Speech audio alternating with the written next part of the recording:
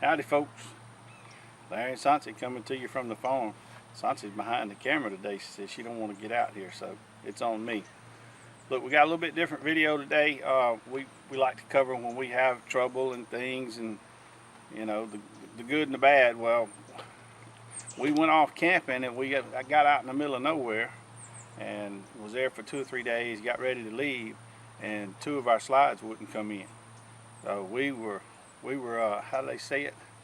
We were up a tributary of excrement without any means of propulsion. You'll figure that one out. But anyway,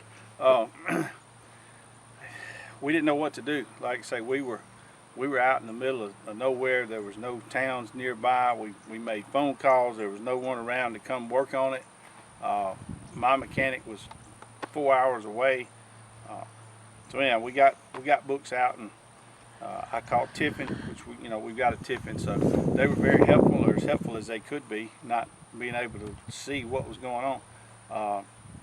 I got my books and found the manufacturer of the slide. I called them. They were very helpful. But long story short, we had to figure this thing out.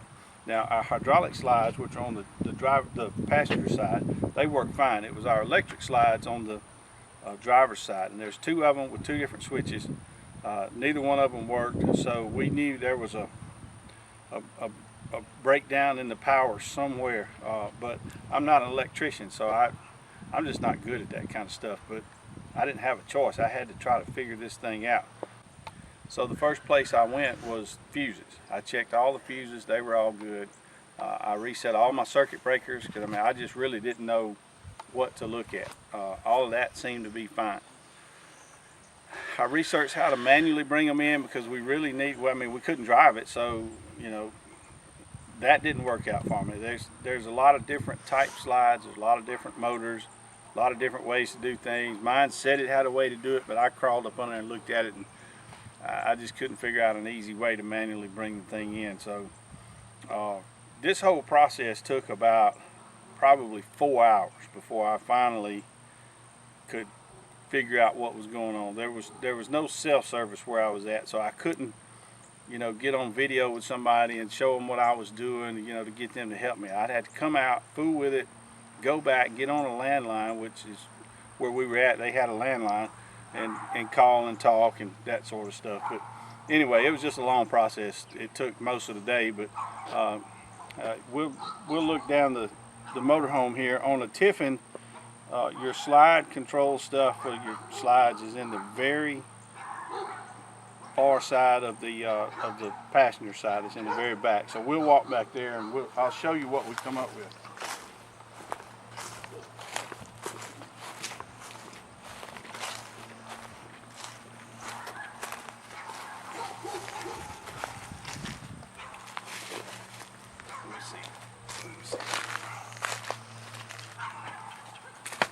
Okay, I'm going to take the camera and I'm going to hold it up and show you what's in here. So this is the very back compartment. Let me see if I'm focused here. Yeah, it looks like we are. And you'll notice this, I'm going to zoom in here. Those are some, see if I can pull that down. It says slide out breakers right here. There's 3 of them. 20 amp, 20 amp, and a 10 amp right there. See if I can clear that up a little bit. Yep. I thought that's where my problem was going to be, but turns out it wasn't. Right above that is a solenoid, and that solenoid was bad. What I did is I checked power from the battery, and I had power here, but I did not have power here.